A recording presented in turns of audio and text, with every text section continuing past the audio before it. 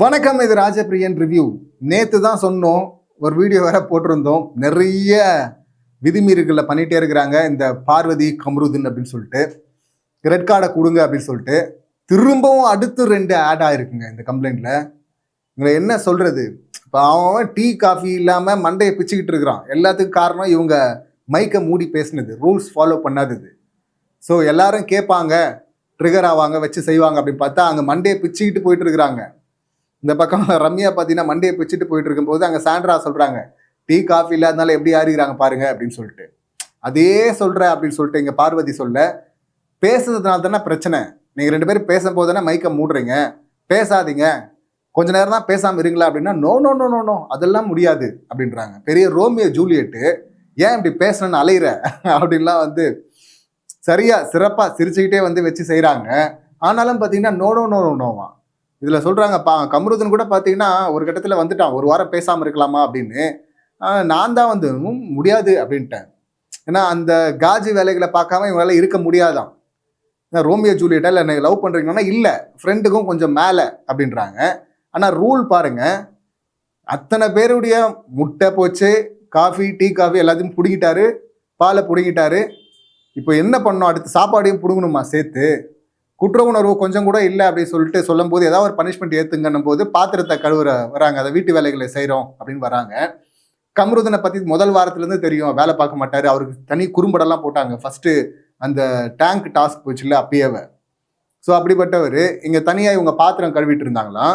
அப்போ என்னடி நீ பாட்டு வேலை பார்த்துட்டு இருக்க, அவன் அங்கே பேசிட்டு இருக்கிறான், கடலை போட்டுருக்கிறான் அப்படின்னு சொல்லிட்டு ரம்யா சொன்னதுக்கு இவங்க கெட்ட வார்த்தையில் சொன்னாங்களாம் அப்படின்னு நைட்டு பேசும்போது கம்ருதீன் கூட உட்காந்துக்கிட்டு அப்போ சொல்லிட்டு இருக்காங்க, அப்போ நான் ஒரு கெட்ட வார்த்தை சொன்னேன், நம்மளை பிரிக்க பார்க்குறாங்க இவங்க அப்படின்னு சொல்லிட்டு டக்குன்னு மறுபடியும் மைக்கை மூடிட்டு அது பேசுகிறாங்க அந்த கெட்ட வார்த்தையை. ஏம்மா மைக்கை நீ தொடர்ந்து முதல் சம்பவத்தில் நம்ம பார்த்தது பிக் பாஸ் நடு வீட்டில் வச்சு கழுவி ஊற்றுனாரு. நீங்கள் முட்டாளா இல்லை நான் முட்டாளா, ஒன்று நீங்கள் முட்டாளா இருக்கணும் இல்லை என்ன முட்டாள்னு நினைக்கணும் அப்படின்னு. அப்பயும் திருந்தலை. திரும்ப பார்த்தீங்கன்னா நைட்டு கார்டன் ஏரியாவில் பேசுகிறாங்க, அது மைக்கை எடுத்து விடு அப்படின்லாம் சொல்லிட்டு இவங்க இறக்கி விட்டுட்டு பேசுகிறாங்க. அடுத்த சம்பவம் பார்த்தீங்கன்னா மறுபடியும் ரூம்குள்ள இதே போல் ரகசியம். அதுக்கு அடுத்தும் பார்த்தீங்கன்னா மறுபடியும் 2ஆம் முறை பேசுகிறாங்க, அதான் அந்த ரூம்குள்ளே 2வது முறை. அப்போ பேசும்போது பார்த்தீங்கன்னா அவங்க திரும்ப திரும்ப குழையிறது என்னன்னா, ஜோனை கூப்பிட்டுருக்கான், இந்த மருத்துவ முத்தம் இந்த காஜி வேலை தான். அதான் அவங்க சொல்கிறாங்க, நெலிஞ்சு கொலிஞ்சு சொல்லிட்டு இருந்தாங்கல்ல, இங்கே திரும்ப திரும்ப கூப்பிட்ற நீ, திரும்ப திரும்ப கூப்பிட்ற நீன்னு. ஸோ இதுக்கப்புறமா தான் பிக் பாஸ் நடுவில் ஹால் முன்னாடி எல்லாரையும் வர சொல்லிட்டு அங்கே தான் கழுவி ஊத்துறாரு. இதில் வேற ஹிந்தியில் பேசுகிற, இது தமிழ் பிக் பாஸ், அதை பேசக்கூடாது, மைக்கை மூடுற, மைக்கை எடுக்கிற, என்னது இதெல்லாம் ரகசியம் பேசுகிற, பேசக்கூடாது இல்லை அப்படின்னு சொல்லிட்டு இப்போ பனிஷ்மெண்ட் உங்கள் 2 பேருக்கு இல்லை, இன்னும் ஹவுஸ்மேட்ஸ் எல்லாருக்கும் அப்படின்னு சொல்லிட்டு தான் அந்த முட்டை பால் டீ காஃபிலாம் இது கிடையாதுன்னு பறிச்சிட்டாரா. பறிச்சதுக்கு அப்புறமா குற்ற உணர்ச்சி இல்லாமல் மறுபடியும் காலையில் ஜாக்கிங் போகிறோம் அப்படின்னு சொல்லிட்டு மைக்கை கட்டி வச்சு சுற்றி சுற்றி பேசிட்டு இருந்தாங்களா. அமித் சொல்கிறா அப்படி. அதுக்கப்புறமா மைக் எடுத்து போடுறாரு கம்ருதீன். அப்போ கூட பார்வதி போட மாட்டுறாங்க. விக்கல்ஸ் அங்கேருந்து பார்த்துட்டு இருக்கிறான், இங்கே டீ காஃபி போச்சுன்னு சொல்லிட்டு என்னை வாயை பிடுங்க பார்த்தான் அப்படின்லாம் கம்ருதீன் சொல்லும்போது வேணும்னே விக்கல் வெறிப்பேற்றுன்ற மாதிரி மறுபடியும் ரகசியம் பேசுகிறாங்க. இதுவரை பார்த்தோமா. இது இல்லாமல் நைட்டு மறுபடியும் பார்த்தீங்கன்னா இந்த மைக்கு இந்த கெட்ட வார்த்தை சொன்னேன்னு சொல்லிட்டு அப்படியே மைக்கை மூடிட்டு மறுபடியும் பனிஷ்மெண்ட் அதுக்கப்புறம் தான் கொடுத்தாங்க. பாத்திரத்தை கழுவுறேன்னு ஏதாவது ஒன்று ஏற்றுக்கிட்டாங்க. மறுபடியும் பார்த்தீங்கன்னா பண்ணலாமா அதை? சரி இப்போ பண்ணுறான்னு பார்த்தா மறுபடியும் மறுநாள் காலைல, அதான் இன்னைக்கு கார்டன் ஏரியாவில் பேசும்போது கேமராக்கு ப்ரொஃபைலில் உட்காந்துட்டு, நேராக உட்காந்தா கேமராக்கு முன்னாடி கவர் பண்ணுவாங்க, பிடிச்சிருவாங்க அப்படின்னு ப்ரொஃபைல் மாதிரி அப்படி சைடில் உட்காந்துக்கிட்டு அங்கேயும் ரகசியம் பேசிகிட்டு இருக்குங்க. இதை தானே பண்ணக்கூடாதுன்னு சொன்னாங்க. ஹோஸ்ட் கண்டிச்சாரு, பிக் பாஸ் கண்டிச்சாரு, பனிஷ்மெண்ட்டை கொடுத்தாங்க, ஹவுஸ்மேட்ஸ் எல்லாருக்கும் பனிஷ் பண்ணிட்டாங்க.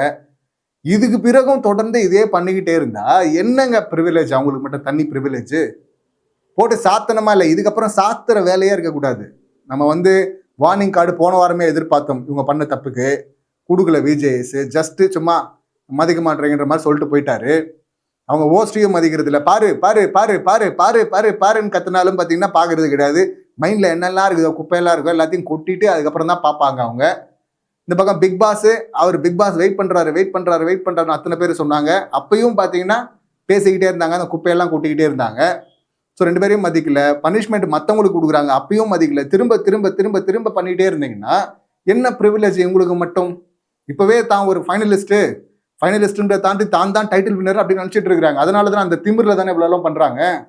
ரொம்ப மோசமா இருக்குல்ல. இனிமே வந்து இந்த எல்லோ கார்டு இல்லை போட்டு சாத்துங்க இதெல்லாம் கிடையாது. ஸ்ட்ரைட்டா எவிக்ஷன் தான், தூக்கி வெளியே போடுங்க அப்படின்னு தான் சொல்லணும்.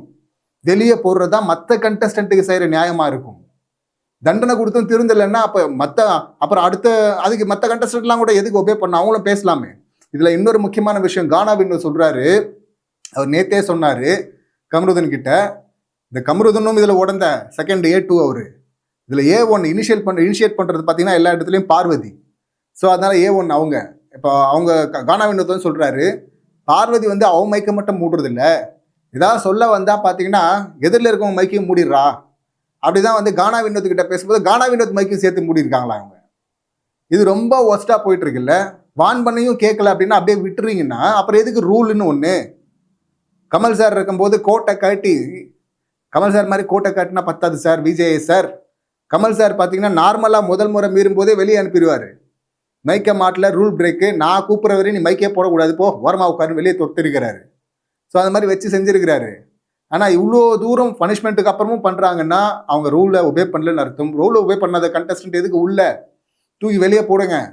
டாஸ்க் எவ்வளோ பெரிய டாஸ்காக இருந்தாலும் டாஸ்க்லேயும் மைக் போடணுங்கிறதான ரூலு. அப்படி இருக்கும்போது நார்மலாகவே மைக்கை மூடிக்கிட்டே இருக்கிறாங்க, தொடர்ந்து தப்பு பண்ணுறாங்கன்னா எதுக்கு அவங்களுக்கு மட்டும் தனி சலுகை? அப்படி கொடுத்தீங்கன்னா அது மற்றவங்களுக்கும் செய்கிற துரோகம். அடுத்து வர கண்டஸ்டன்ட்லாம் சீசனில் இன்னும் மோசமாக பண்ணுவாங்கல்ல. அப்புறம் மைக்கை போடுங்க. ஆனால் இதுலேயே செம்ம காண்டாயிருக்காரு பிக் பாஸ். அது மட்டும் நல்லா தெரியுது. ஏன்னா இங்கே பார்வதி மைக்கை மூடினதை பற்றி அவர் பேசவே இல்லை. அதே இடத்துல பேசிகிட்டே இருக்கிறாங்க. கமருதன் பார்த்தீங்கன்னா மைக்கை லைட்டாக ஸ்லைட் ஆயிருக்கு, கேப்சூல் சரியா இல்லை அப்படின்னு சொல்லிட்டு பிக் பாஸ் வந்து கமருதனுக்கு சொல்கிறாரு, கமருதன் மைக்கை சரியாக போடுங்கன்னு.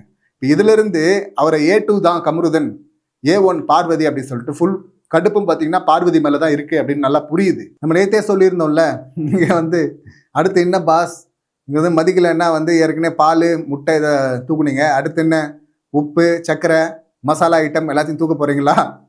அப்படியாவது தூக்கணும்னா அதையாவது பண்ணுங்க சார், இன்னும் ட்ரிகர் பண்ணி விடுங்க சார். அப்படி ட்ரிகர் ஆனால் தானே சார் வந்து கேட்பாங்க. இங்கே இருக்கிறவங்கெல்லாம் வந்து பார்த்தீங்கன்னா மற்ற கண்டஸ்டன்ஸும் கேட்குறதுக்கு கொஞ்சம் தயங்குறாங்க. இப்போ சாண்ட்ரா இங்கே சிரிச்சுட்டே கழுவி ஊற்றுறாங்க, காரி துப்புறாங்க. இந்த பனிஷ்மெண்ட் லெவலில் அமித் எடுத்துகிட்டு வந்து நிப்பாட்டினார். அமித்லாம் பார்த்தீங்கன்னா நான் வேணா சாப்பிடாம இருக்கட்டுமா அப்படின்னு சொல்லிட்டு உண்ணாவிரதெல்லாம் பண்ண போயிட்டு இருக்காரு.